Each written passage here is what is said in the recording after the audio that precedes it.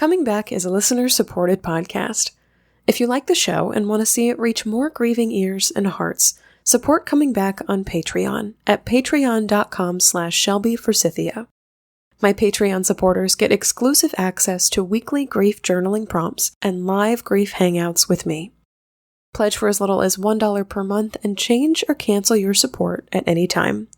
Join this growing behind-the-scenes community now at patreon.com/ShelbyForsythia. Thank you so much for listening to Coming Back.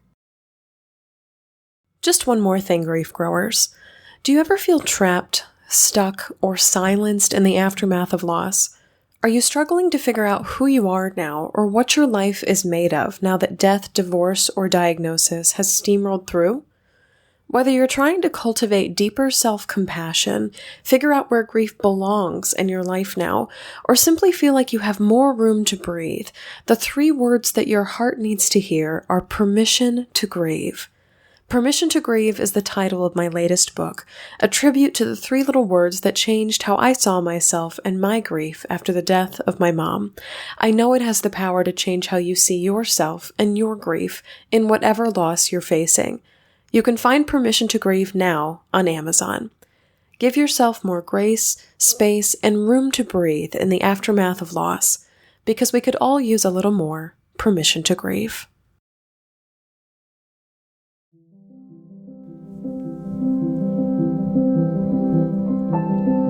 Hi there, and welcome to Coming Back, a podcast about coming back to life after death, divorce, diagnosis, and more.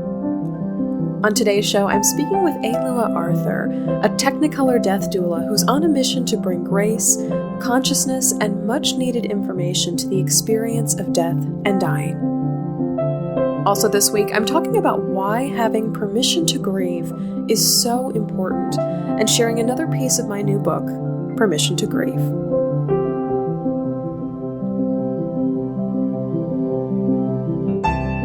I'm Shelby Forsythia, an intuitive grief guide and author who speaks, writes, and teaches powerful truths on grief and loss.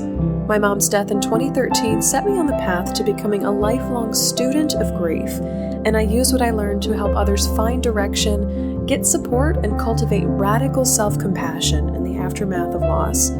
Because even through grief, we are growing. Let's get started.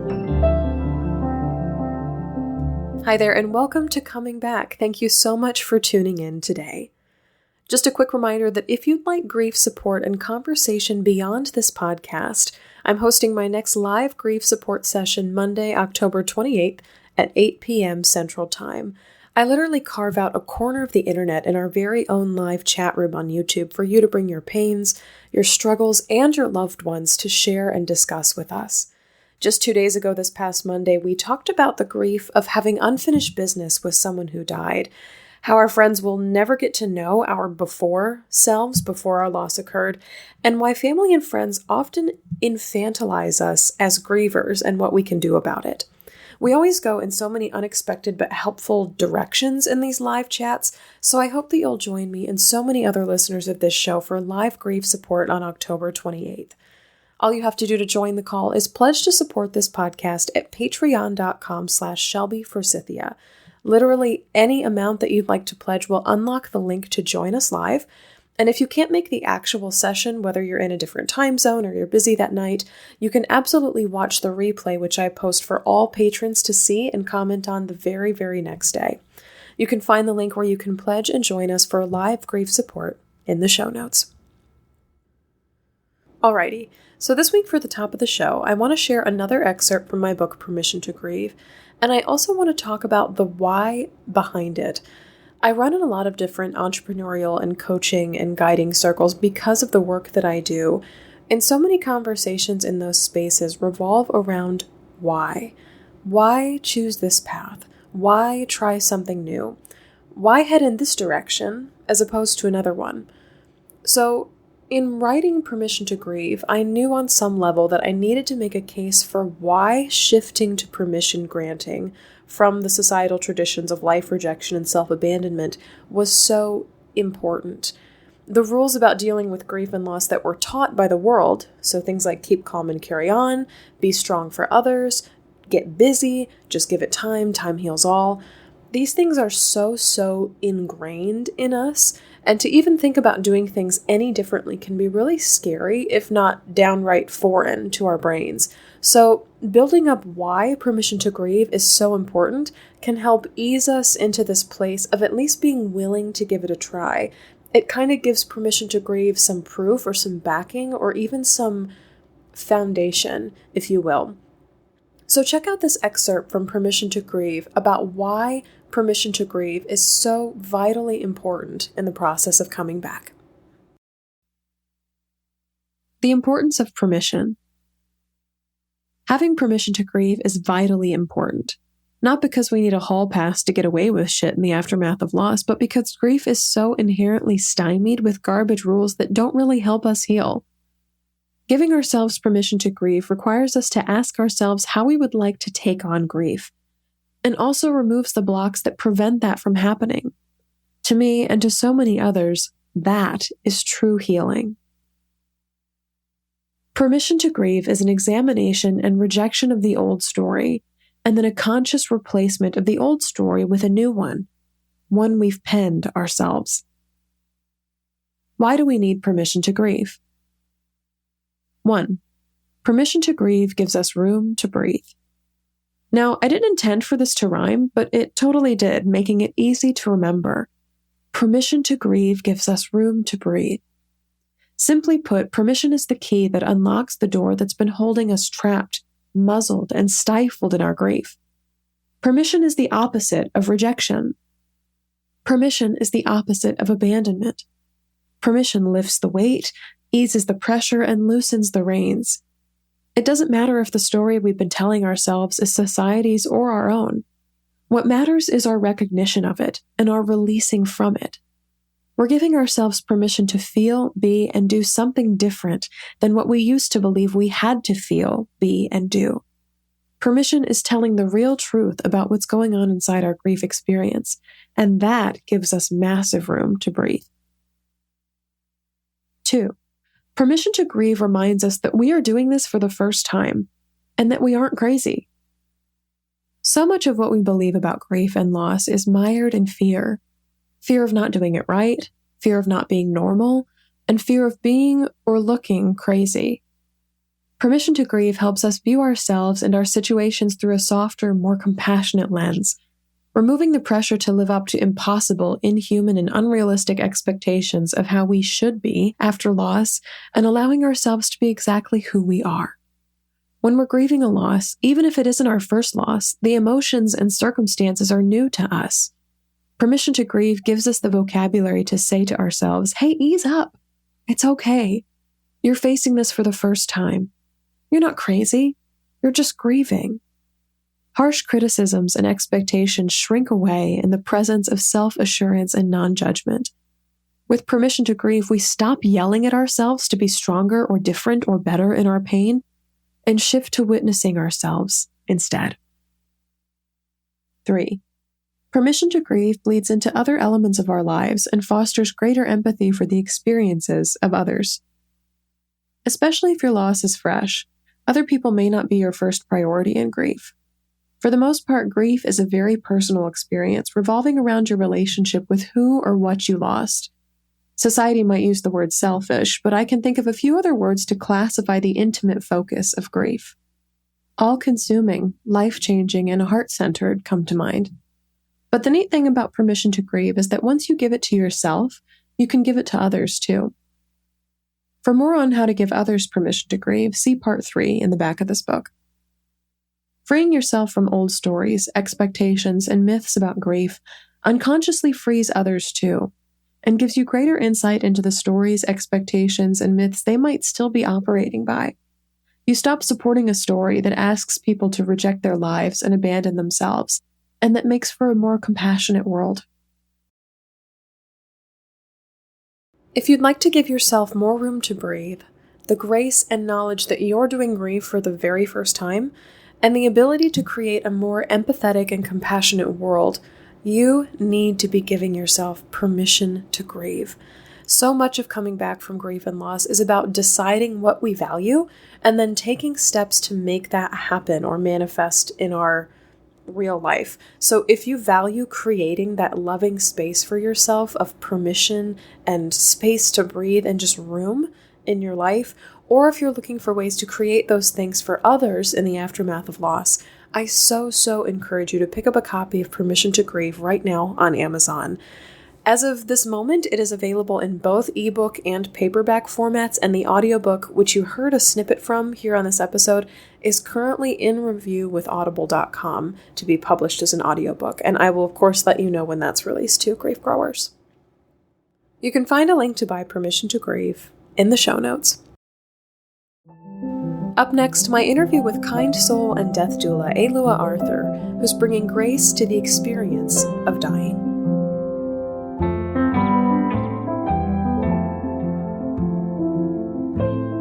Grief is setting sail, twice, on the 2020 Bereavement Cruises. To join a boatload of grieving hearts for interactive grief workshops, heart-healing craft projects, circles of hope, and a beautiful candlelit night of remembrance at sea, request more information at comingbackcruise.com. You'll be contacted by the cruise's organizer and previous Coming Back podcast guest, Linda Finley, to hear more about your choice of 2 tropical cruises setting sail in 2020. And when you're ready, she'll help you reserve your spot on board. Bereavement cruise cabins do go quickly, so request more information now at comingbackcruise.com, where grief finds support and community on the open sea. Alua Arthur is a death doula, attorney, and the founder of Going with Grace, an end-of-life planning organization that exists to support people as they answer the question, what must I do to be at peace with myself so that I may live presently and die peacefully? From private end-of-life consultations and public education about death to online coursework to train death doulas, Alua is tirelessly committed to bringing awareness to death and dying. She passionately believes considering death can inspire the way people live. A jewelry addict, Alua is also a life lover, donut fanatic, and developing nation enthusiast. She is inspired by life, all capital letters there. The little joys we can find even in dark times, the freedom of authenticity, and the power in the word yes. Just a quick heads up, grief growers, that there is a siren in the background in the first 2 minutes of our conversation. Alua, I am so delighted to have you here on Coming Back because I heard your voice on another podcast and thought that your perspectives on death, dying, and just thinking of the end would be so useful for listeners of Coming Back. So if you could please start off by sharing your loss story or experience with loss with us. Sure. My loss story is multi-layered. Initially, I was experiencing the loss of identity in that I had been practicing law for about 10 years, and it wasn't quite working. And so I was deep in a redefinition of self. So I was experiencing a loss of that professional background and identity and trying to figure out what was next. Through that journey, I found death work. Somehow I met a woman on a bus in Cuba that had uterine cancer. And we started chatting about her life, and we also talked a lot about her death. And the conversation about her death helped me see what a big gap exists in the support that people have that are looking at the end of their lives. From there, I fully immersed myself in how we prepare ourselves for dying. And shortly, I had the opportunity to be close to it myself when my brother-in-law, who was 43 years old, was diagnosed with Burkitt's lymphoma. And about 4 months later, we learned that there wasn't too much more that could be done to treat him. And so I packed up my bags and moved in with him and my sister and my niece. And a few months later, he died.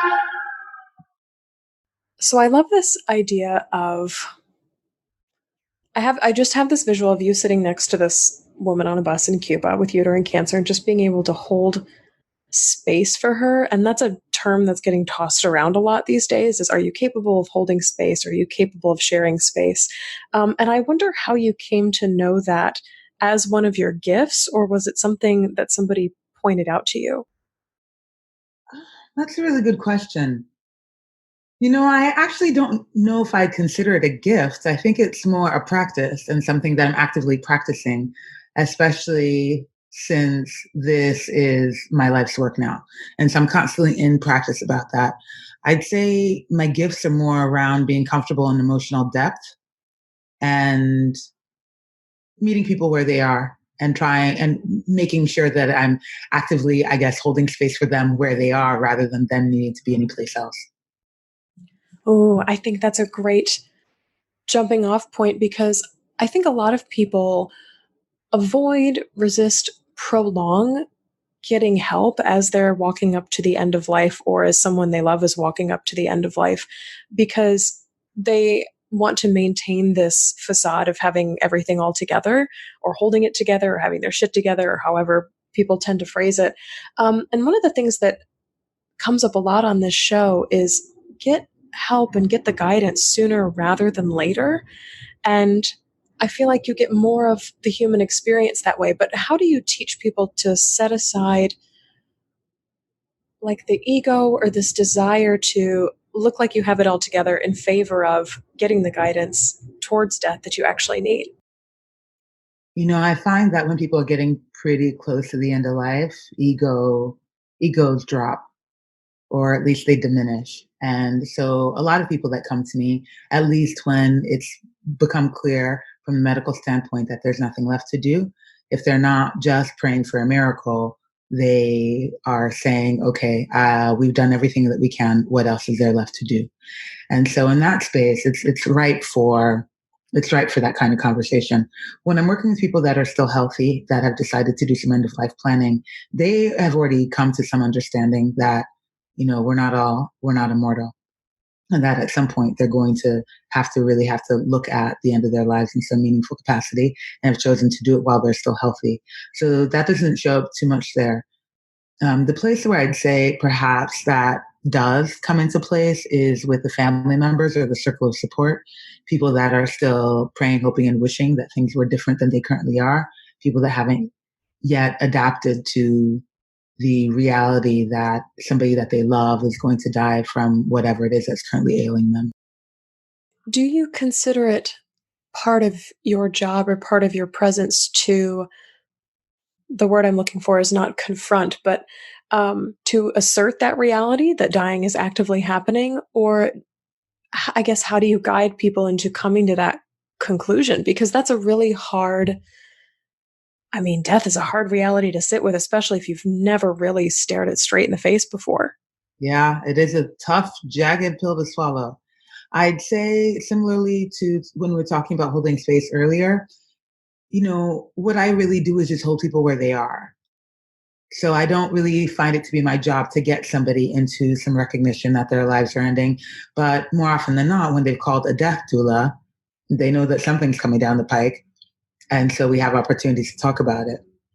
I can think of one client in particular that I worked with who was in his mid 90s. So he was an elderly fella and he was on hospice with a diagnosis of failure to thrive. So there wasn't anything in specifically that was wrong or some disease in particular, but rather just his body was getting old.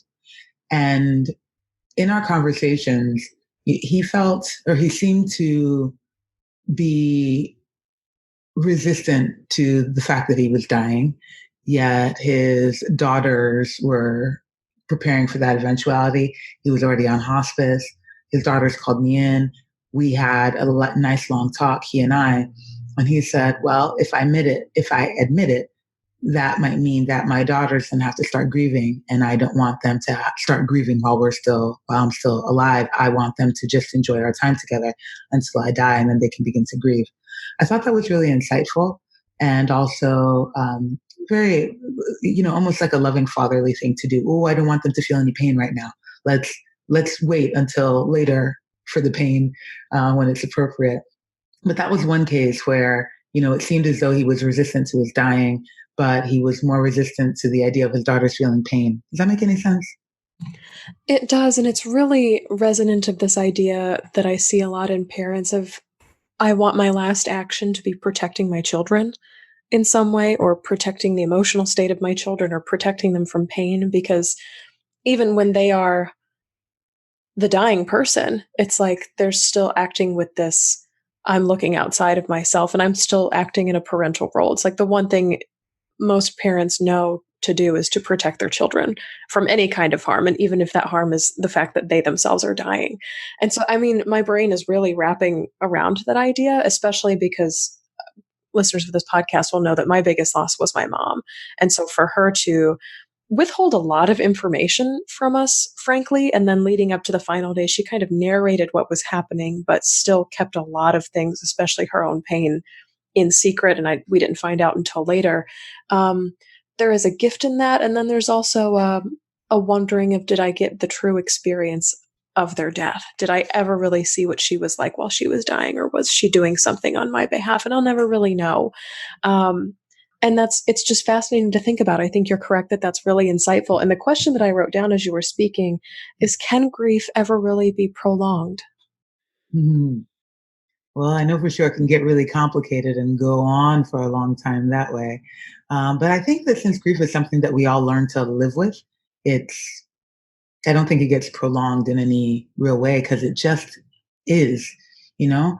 Even with the man that I discussed earlier, his daughters were already anticipatorily grieving his death. And so they were already feeling the pain, even though he wasn't yet dead. They knew what was coming down the pike. He was 96. And he knew what was coming down the pike, just nobody was talking about it. And I think after he died, which was not long after we had that initial meeting, they then were faced with their grief over his death, and will experience it in different forms until they die, right? You know, we just all learn to live with the loss one way or another. It doesn't ever really go away. It just kind of changes shape, or it's like a pair of jeans that gets really comfortable to put on. I love that metaphor because I use so many on the show here of like, whether it's outgrowing things and then you find out they fit later, or I love this, the jeans that get more and more comfortable to put on as you get older. Um, how do you help people normalize grief and those emotions and experiences in their lives? Because I think, especially for a lot of, this is my first big death, there's this thing of, and I'm not supposed to be feeling this way. There's a major pushback towards the experience of grief. Majorly, majorly. The best tool that I have is to name it and to say, and this is perfectly normal. I have yet to see anybody in a response or reaction to death or dying that is abnormal. You know, I mean, the spectrum of human emotion is so vast, and people laugh at inappropriate times. I'm like, yep, that looks like grief. You're sobbing uncontrollably. Yeah, looks like grief. I talked to a young woman yesterday that I've been working with for about 6 months, whose fiance just died, and she's angry. She was so angry yesterday, and she thought, this can't be normal, right? Well, she actually said that, and I said, it's actually perfectly normal. Just by naming it and saying, yep, looks about right, I think can be really, really useful. I love that. And I hope that grief growers who are listening kind of had the same reaction that I did, where my shoulders dropped. And it's like, it's almost like this idea of course, like that's normal. And for you to say, and having seen as many deaths and grieving people as you've seen, I've never seen anything abnormal. That's really, really powerful to say, because that scope is huge. There's a lot of, I think we fail to give grief the room that it already takes up. Does that make sense? Absolutely. Absolutely. I will also say that when I don't know how to deal with something, I always refer to the grief counselors in my network to say, I'm just checking in. What do you think? And they'll either ask me to send the person to them, or they'll give me some tools to work with. But yes, I haven't yet to see anything abnormal. I wonder, how did you go from being someone companioning this woman on a bus in Cuba to moving in with your brother in law and his family as he was dying, to someone who seeks others and is sought out as a companion witness of, not necessarily an expert on, the process of dying? Oh my goodness. It's been quite a journey. It's been quite a journey. When the realization kind of dawned on me on the bus in Cuba, I came back to the States really full of purpose. It's the only way I can describe it. I was just rip roaring, ready to go. And so I threw myself into as many different practice areas as I could. And I applied also to a master's program and a few PhD programs in death and spirituality. I thought I was going to become a therapist, clinical psychologist. And so I thought, this is it. Um, Needless to say, that's not the route that I went because it was not feeling like a full body yes in my spirit, much like the decision to work with people that were dying was. And so I sat on it and I waited and I waited. And then when my brother-in-law got sick and I walked him through that, I said, oh, I see where all the opportunities are now, the opportunities to support people in a more holistic way. And let's find a way to do this thing. Like, where are the people? Where's a person who is knowledgeable and compassionate and kind, who really understands what it is that we're going through, who just can tell me the answer to this question? Let's make it easy. Let's make it simple. And didn't find anybody. And so decided to become that person. And again, sought out everybody. I took a job at a hospice. I volunteered at other hospices. I got a financial planning license so I could understand life insurance. I sought out estate planners, estate planning attorneys so I could understand wills and trusts and probate. I worked with an alternative funeral home here in Los Angeles. I just wanted to learn as much as I could about the kind of support for people that are going through this process now. And then put all those things together along with a death midwife training I did here in LA. And I hung out a shingle and I said, all right, I'm ready. I'm learning and I'm ready. People come to me. Nobody came. Nobody came for quite some time. And I thought, well, what am I doing wrong? What else do I need to know? And so kept studying, kept interning, kept paying attention to the needs that were out there, tried to understand what people were coming to me for, what they were really lacking. And I saw that people needed a lot of support in the bureaucratic mess after somebody dies. And so I started being of service there and then recognized that as people came to me for the bureaucratic help, that there was a lot of information that if we only knew before the death would be so much easier to handle. And so worked with a team to put together a really comprehensive end-of-life planning document, started offering those services. And then that led me directly to the bedside, which is a place where I always thought I wanted to be. But it turned out to be like a full-scale end-of-life planning and preparation service that I began to offer. That goes full scale. I'm just seeing this huge circle in my brain because it's like you start here and then you finish here, but then it keeps looping back into each other over and over again. And it's kind of funny how you think you're going to do one thing and then you end up just totally somewhere else. And then you get back to where you thought you wanted to be and you're like, this is it. But now it looks very different. Yes, very, very, very different. And realistically, it looks much better than I thought it would when I got started. So there's a win.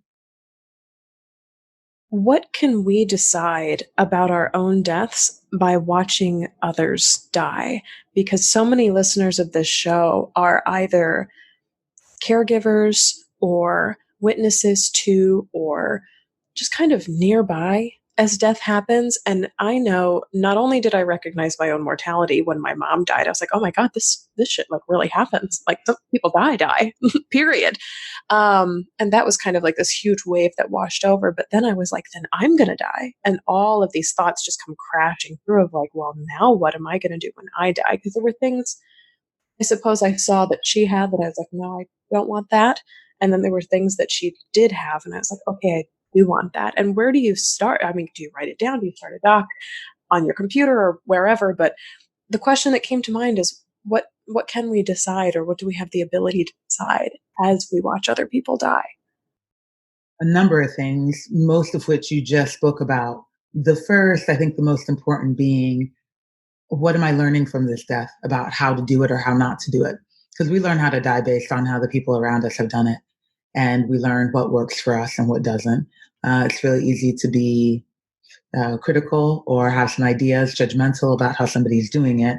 Yet, if we can allow them the space to do their dying exactly the way that's working for them, and then use that experience to figure out what works for us, that's a huge win. I also say that we certainly learn like the practical things, right? Like what you want for your funeral, how you want to plan things. My suggestion is to write it all down when it's still really fresh. A lot of people come to me shortly after a death and say, I'm ready to plan. I want to get things written down. Let's get things going. And then we'll do some follow up. And as either grief deepens or lessens or time goes on, they lose the drive. And then it's no longer a priority until it has to become a priority again, probably when they're looking at the end of their lives. I'd say the third and maybe the most important thing about what we can um, use in how other people are dying is you also mentioned this, the perspective that this actually happens and that at one point I am also going to die. So not only practically, what do I want to do about that? Not only how is it that I want to die, but also how am I going to adjust my living so that my dying is as me as possible, is as complete as possible. I think that's the most useful and an ongoing useful thing. What is, when considering my own death, what meaning and what joy am I going to make out of my life right now? One of my favorite books on death and dying is Advice for Dying Corpses by Sally Tisdale. And there's a Great. passage in there about a man who found out that he was dying. I believe it was cancer, but he had lived a good majority of his life alone out in the woods. I think he had daughters or something along those lines, but he was so attached to the earth that he was like, I don't want painkillers. I'm going to refuse, the comforts that medical death can offer or medical dying. And he said it, I'm gonna die like an animal. And Sally Tisdale writing this book, she was like, I didn't agree with the way that he chose to die, but it was my job to support it. And I wonder if this has ever happened in your world where you're like, I don't agree with the way that you're choosing to die, but acknowledge that it is you and my job is to be here to support it. And then kind of a secondary piece of that is what happens when we don't agree with the way that our loved ones are choosing to die. I think most importantly, we remember that it is their death and that we get to have ours at one point. We get to, that it is theirs. And when it is our time, we'll do it our way because it is a once in a lifetime experience. Um, we take a lot of input on how we do everything else in life. And I think that our dying really should be on our own terms. Yes, there are times when the dying is happening and I'm like, ooh, ugh, ugh, for myself personally. It depends on how significant that ugh is, whether or not I will send them to another death doula, or if I just need to learn to put my own feelings, ideas, and judgments on the back burner so I can just be of support.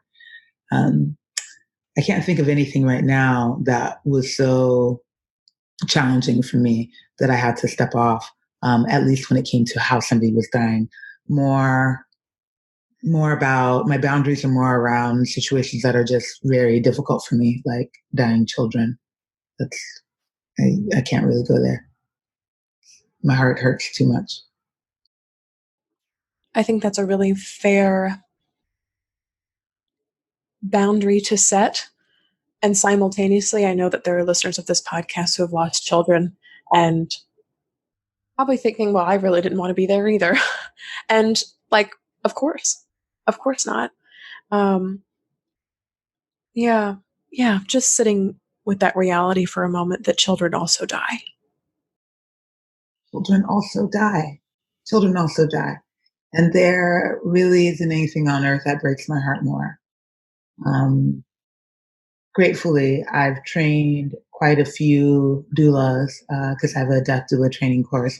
I've trained quite a few doulas who have a heart for working with children and families facing this, and I'm so grateful for them. And they are quick on my speed dial, so I can make sure that the parents and families have some support in the process. I think I want to venture with that note on speed dial to the notion of self care as it applies to you, because I imagine this work is a lot like doctor work or EMT work, where your phone could be ringing at any hour of the day or night, and you would need to be at a bedside. Maybe I have a misconception of what your work is like, but I just have this sense that death happens without a time frame or with courtesy to anyone's schedule. So I wonder, how do you structure your life, or do you structure your life so that there are moments where you feel like you can breathe and be present with just yourself? Yeah, it's been also quite a practice.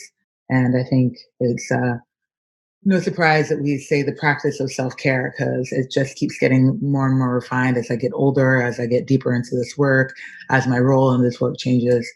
I have a number of doulas that I work with here in Los Angeles.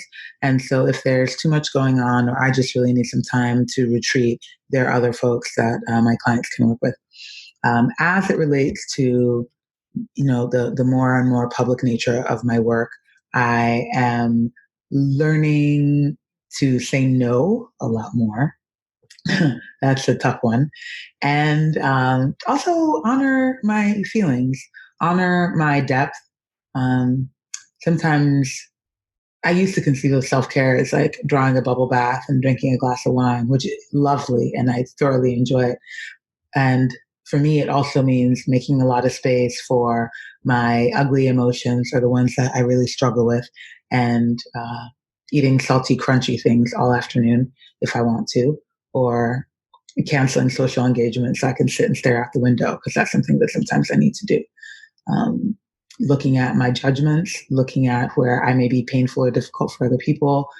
All those things make me a better doula. I think they make me maybe a better friend and somebody to be in a relationship with as well. But I think they also make me a better death doula, is honoring my whole humanness all the time. I think I have more of a personal question for you, and I'm sure you've thought of this, but that is, how would you like to die? Oh, I think about it all the time. I think about it all the time. So this is my ideal death, okay? Ideally, I am elderly. I'm not quite sure how old yet, and I can't control that anyway. But I've lived a good few years, and I feel pretty good about my contribution so far. I'd like to die around dusk. It's my favorite time of day. I want to watch the sky change and see the colors in the sky. I love sunset. I want to be outside. I love to feel the wind on my skin. I'd love to have loved ones around, but I don't want people just standing there staring at me, being really worried. I'd rather there be some gaiety in the air, which I can understand would be challenging, but that would feel best for me. Um, I'd also love to hear some water if possible, like running water, maybe like a creek or a river. I want to die in my own bed. I don't want the machines. I don't want to hear any machines. I also want to die in full surrender and grace with recognition that I gave this life as much as I possibly could. And I also gave the individuals that came into my life as much as I could. And then to be able to surrender. Yeah, I want to have some knowledge that death is coming. I want to prepare for it. And I think that's such a luxury to be able to. Whenever I hear stories of sudden death or death within a crime or gun violence or car accidents or things like that, I just, like, I lose my breath for a half a second because I know that there was no knowledge that this was coming. And for as much as death in my own world felt like it was sudden, we got a week. We got a week's notice. And even the older I get and the more I do this type of work, I know that that's a luxury, is to know it's coming. And I think the picture you painted is so beautiful. And this notion of going with surrender and grace leads into the very obvious question, which is, how did you select the title of going with grace for your business, for the work that you do? Because I think cinematically, death is often portrayed as something graceful, with people, saying last words and making amends and hugging and all this stuff before a loved ones die.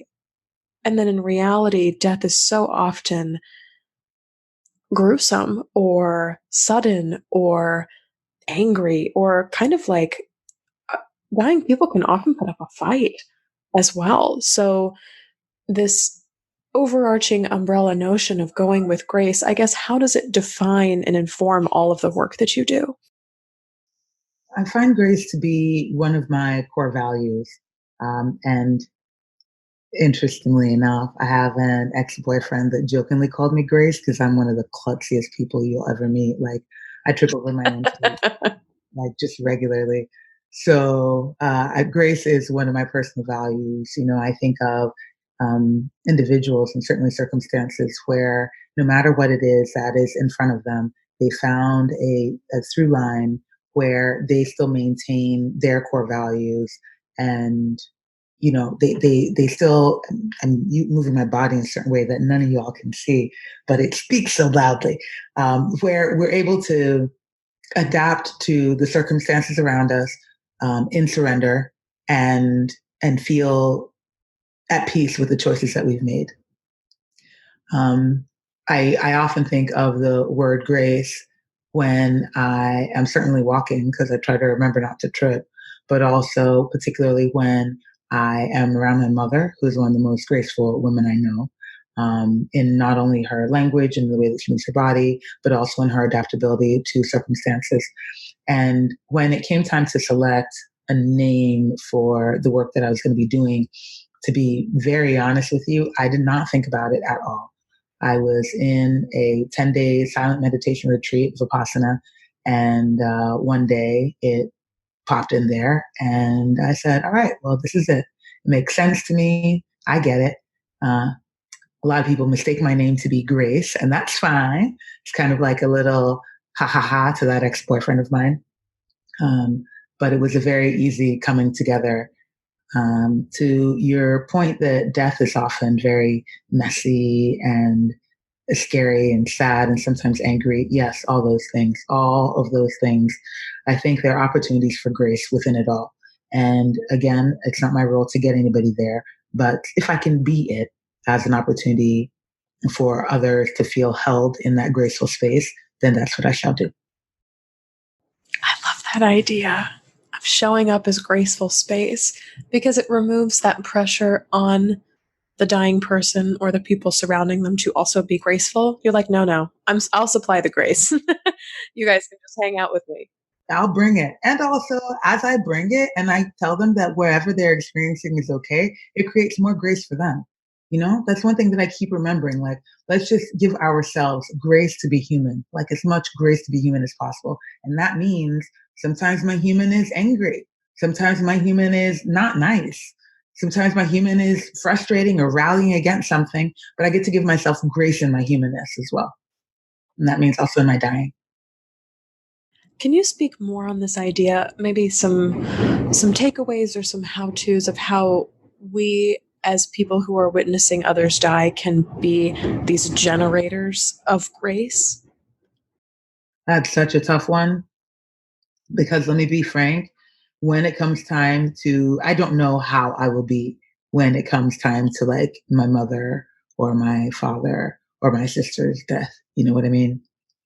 Um, as somebody who is, I've witnessed plenty of dying at this point, and I've had some people that are close to me die, and I surprise myself every single time.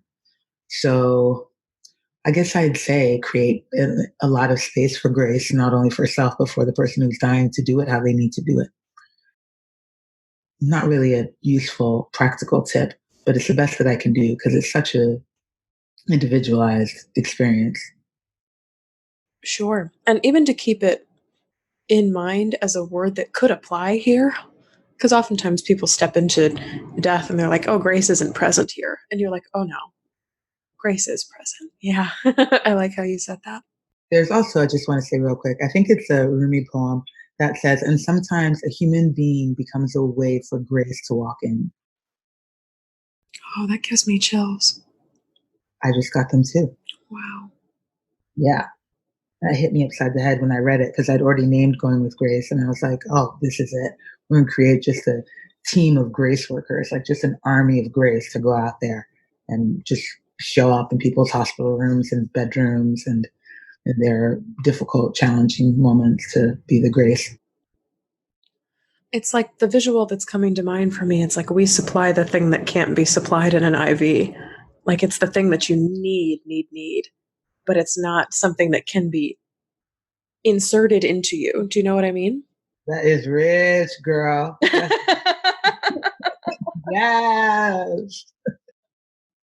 I love it because it's just such a place. That is such a place where grace is lacking. And so to generate grace, to be a supplier, I almost want to say to be a dealer in grace. Yeah. Yeah. It makes me laugh, but also I'm like, wow, there's so much thirst for it and desire for it. And I just think that's so powerful. And I mean, this is a perfect moment to transition into where people can find Going with Grace, as well as anything else you'd like to share with us. Sure. You can find me on the internet, goingwithgrace.com, very easily. I'm also currently training death doulas. I'm training people that are interested in finding ways to be with death and dying, which is also on the internet at goingwithgrace.com or goingwithgracecourses.com. If you Google me, Alua Arthur, you will find me, and you'll see all of my technicolorness on the internet. Yeah, that's it. Well, Alua, this has been such a joy and a journey and an exploration. There's always so many places I never expect to go on this show, and I'm so glad that we get to. So thank you so much for being here on Coming Back today and for taking the time to share wisdom and grace about the end of life with us. Thank you so much for having me. This has been really juicy. So that's all for this episode of Coming Back. Thank you so much to Alua Arthur for coming on to talk about how we can bring more grace to the experience of dying, something that I think all of us need, but often don't know how to access. Alua came back by acknowledging the information gap in death care, by holding people where they are, and by making plans for her own death.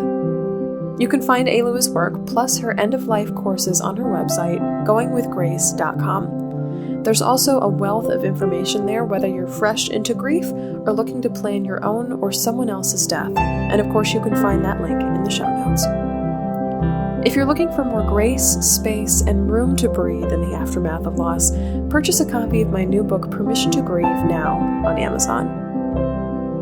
To keep this little grief podcast going and to receive insider bonuses like weekly grief journaling prompts, podcast swag, and live grief support with me, pledge to support the show at patreon.com/ShelbyForsythia. Thank you so much this week to Adele and Emily, who are now generously helping me get Coming Back to more ears and hearts that need to hear it. I so appreciate you. If you liked what you heard today, subscribe to Coming Back on Apple Podcasts, Spotify, Google Podcasts, or tell a friend about Coming Back, because you never know what someone you love is going through. Thank you to Addie Goldstein, who composed our theme music. You can find me on Facebook at Shelby Forsythia, Intuitive Grief Guide, Instagram at Shelby Forsythia, or simply shelbyforsythia.com. If you'd like to leave a question or comment for a future show, email me at shelby@shelbyforsythia.com. As always, my dear grief growers, it was beautiful sharing this space and time with you today. I see you, I'm proud of you and the work that you're doing in the world, and I love you. Because even through grief, we are growing.